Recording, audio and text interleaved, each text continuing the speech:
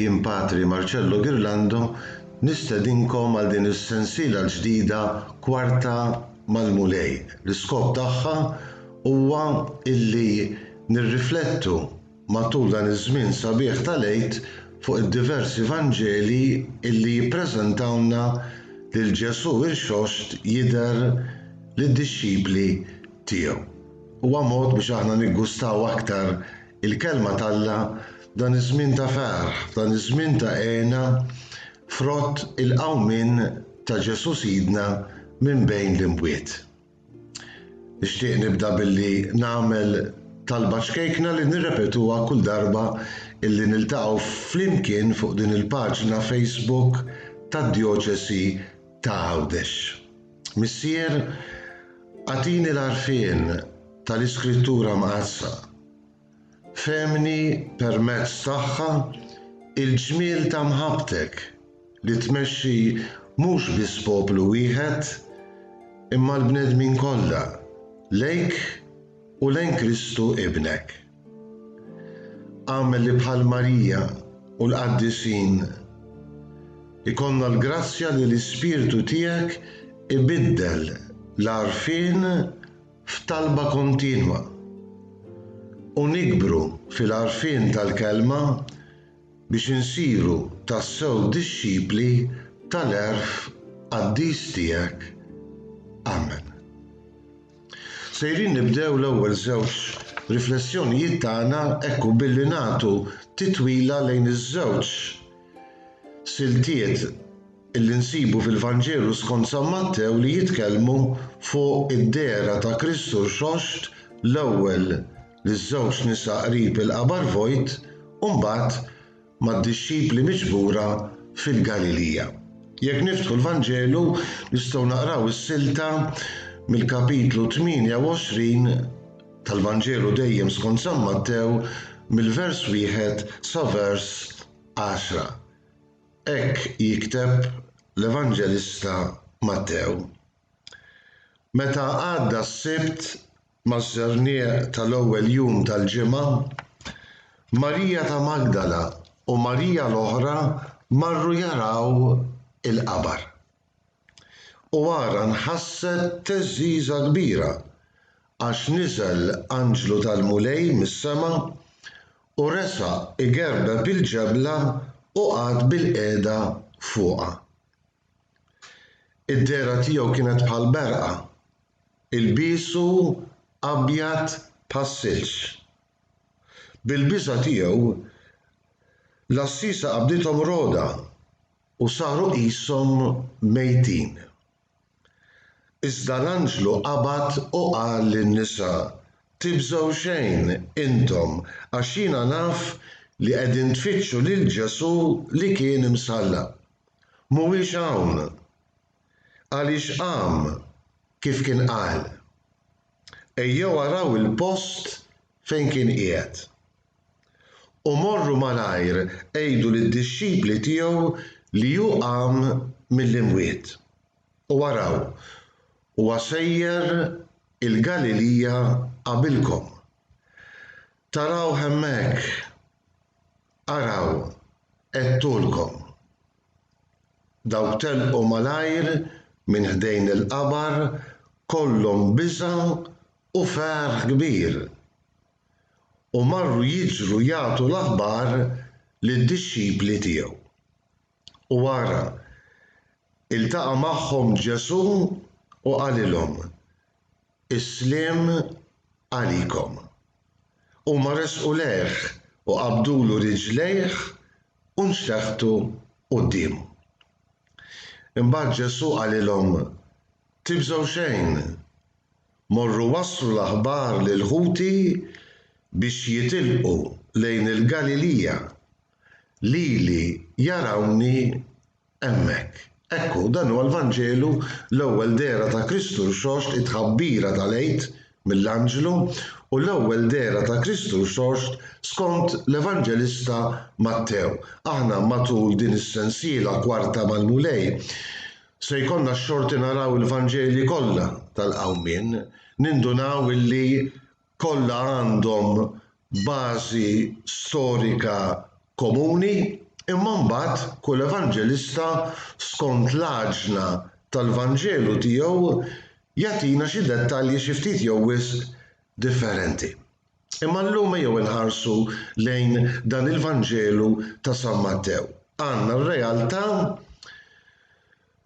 tal-qawmien ta' Ġesu illi tiġi inkwadrata il-kuntest ta' din is-silta f'nuqqas ta' fidi.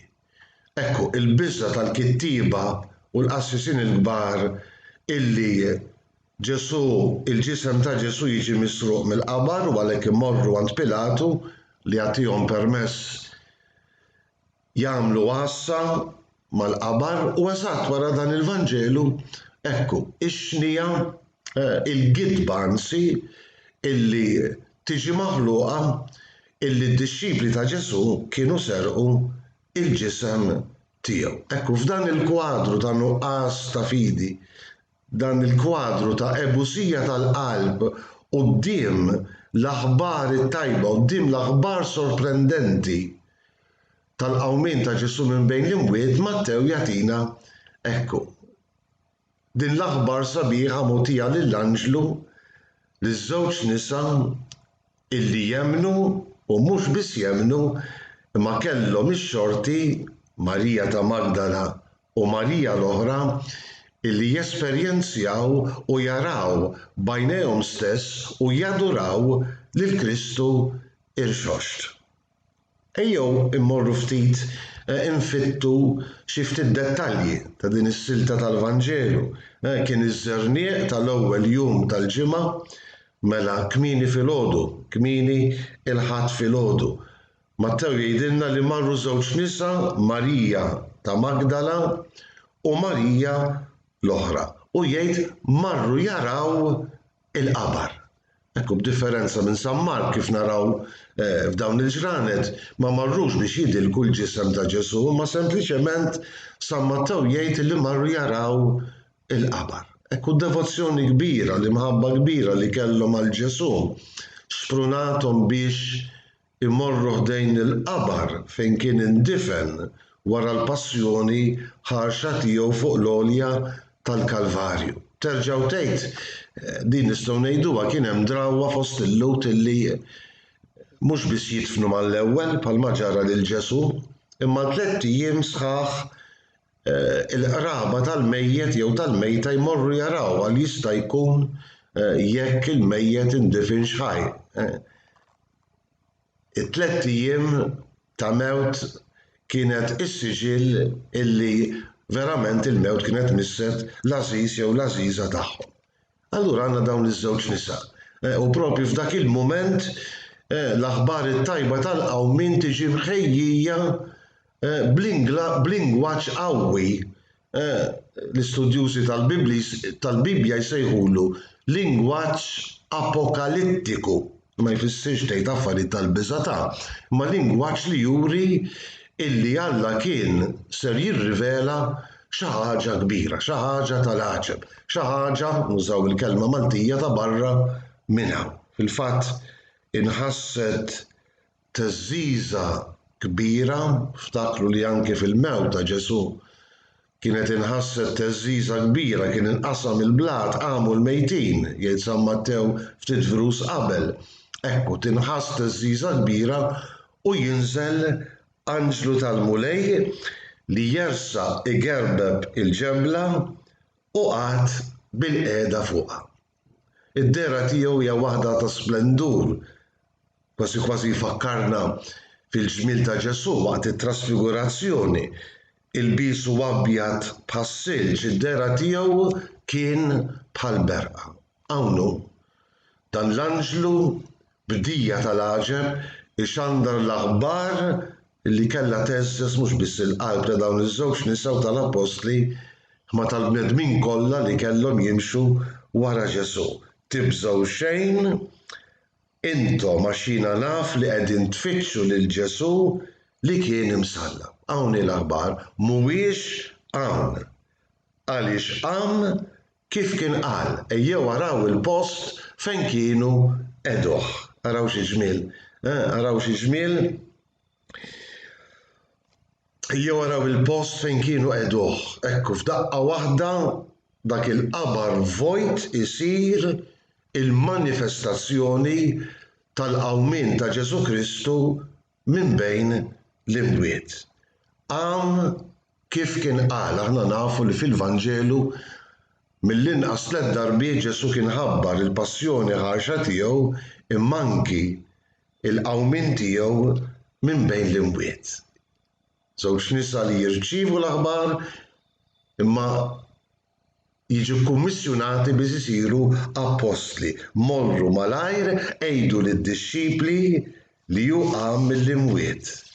U waraw u sejjer il-Galilija qabilkom. Fil-fatt imbagħad id-dera li nitkellmu fuqha darb'oħra isseħħ fil-Galilija. Galilija tal-ġnus. Għaliex il-Galilija? Għaliex il-qawmien kellu jmiss il-ġnus kollha tal-art. Ekku, dawk telqu malajr minn ħdejn il-qabar mimlijin biża' u ferħ. Imma raw xi ġmiel, anki f'dak il-mument huwa Ġesu innifsu li jikkonferma il-qawmien tiegħu mill-imwiet għax jidrilhom, jarawh, jadurawh, iltaqa' magħhom Ġesu u qalilhom is-sliem għalikom. Dan huwa dejjem il-frott tal-qawmien ta' Ġesu. Il-veru sliem kif jgħid dik it-talba tant sabiħa waqt l-aħħar ċena fil-Vanġelu ta' San Ġwan, jien nagħtikom is-sliem, mhux ovvjament bħalma tagħtih id-dinja. Il-veru sliem, il-veru ħbiberija Malla, is-sliem għalikom. U huma qabdulu riġlejh u nxteħtu qudiemu. Mela kien ħaj. Setgħu jaqbdulu riġlejh, niżlu jadurawh, ekku, l-irxox ta' duraħ għax huwa ħaj huwa dak li ngħata għalina fuq is-salib imqaddes huwa dak li issa huwa ħaj għal dejjem.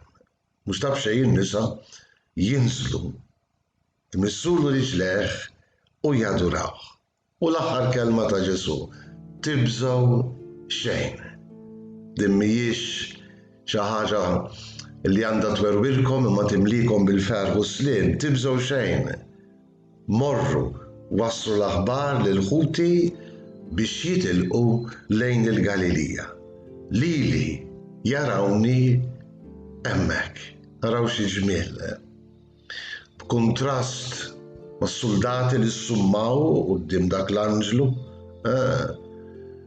quddiem in-nuqqas ta' fidi tal-qassisin il-kbar u l-kittieba, quddiem in-nuqqas ta' fidi illi waslet biex huma jxandru gidba, tidher il-ġmiel tal-aħbar tal-qawmien ta' Ġesu mogħtija lil dawn iż-żewġ nisa li fitxewh bl-imħabba, marru jaraw il-qabar. It-tfittxija tagħhom weldet il-fidi għax kienu l-ewwel Marija minn Magdala u Marija l-oħra li semgħu l-aħbar it-tajba tal-qawmien ta' Ġesu u mhux biss jesperjenzjaw lil Ġesu u jsiru xandara lil-ħuti, lid-dixxipli ta' Ġesu. Għal darb'oħra Vanġelu sabiħ illi forsi f'dal-mument iġanna nitolbu l-grazzja li bħal dawn iż-żewġ nisa nixxenqu għall-preżenza ħajja ta' Ġesu. Nixxenqu għal dik l-aħbar li Kristu mhuwiex bniedem tal-istorja li miet, imma huwa liben Alla li jingħata għalina, qam minn bejn l-imwiet huwa ħaj illum fil-ħajja tagħna.